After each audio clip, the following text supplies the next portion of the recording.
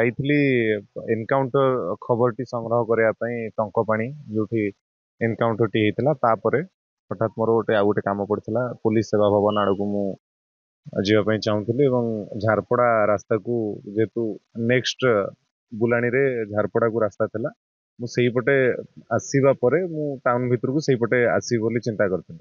ତ ସେଇଠି କିଛି ବାଟ ଆସିବା ପରେ କିଲୋମିଟର 2 କିଲୋମିଟର ଗୋଟିଏ ଯୋଉ ଆମର ସଂଯୋଗ କରିବା ପାଇଁ ରାସ୍ତା ଅଛି ଝାରପଡା କେନାଲ ବନ୍ଧକୁ, ସେଇ କନେକ୍ଟ କରୁଥିବା ରାସ୍ତାରେ ଗାଡି ହଠାତ୍ ମୋ ପଛକୁ ସବୁ ଗାଡି ଗୁଡା ଲାଗିଲା। ମୁଁ ହଠାତ୍ ମୋବାଇଲରେ ଥିଲି, ପଛକୁ ଦେଖିଲି ଗାଡି ବହୁତ ସାରା ଜାମ୍ ହେଇଗଲାଣି। ଆଗକୁ ଦେଖିଲା ବେଳକୁ ଡ୍ରାଇଭର ଭାଇ ମୋ ସାଇଡରେ ଥିଲେ, ସେ ହର୍ନ ମାରିଲେ, ଗୋଟେ ସ୍କୁଟିଟେ ରୋଡ ମଝିରେ ଥୁଆ ହେଇଥିଲା। ମୁଁ ଯେତେବେଳେ ଡ୍ରାଇଭର ଭାଇ ହର୍ନ ମାରିଲେ, ମୁଁ ଟିକେ ଗ୍ଲାସ ଖୋଲିକି ତାଙ୍କୁ କହିଲି, ଆଜ୍ଞା ଏଠି ଏଇଟା ମଝିରେ କଣ ଗାଡି ଦଉଛନ୍ତି, ପଛରେ ବହୁତ ସାରା ଗାଡି ଅଛି।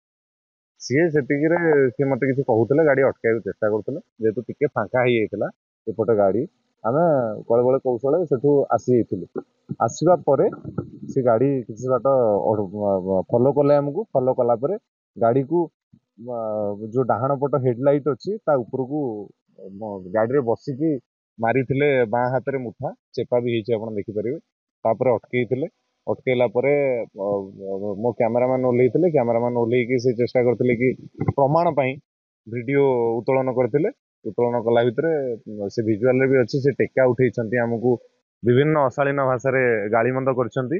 ଗାଳିମନ୍ଦ କରିବା ପରେ ଆମେ ଆକ୍ରମଣ କରିଛନ୍ତି।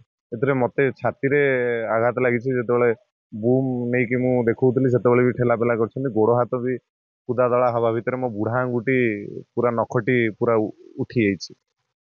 ଏ ବାବଦରେ ମୁଁ ଲିଖିତ ଅଭିଯୋଗ କରିଛି ଲକ୍ଷ୍ମୀସାଗର ଥାନାରେ ଆଜ୍ଞା।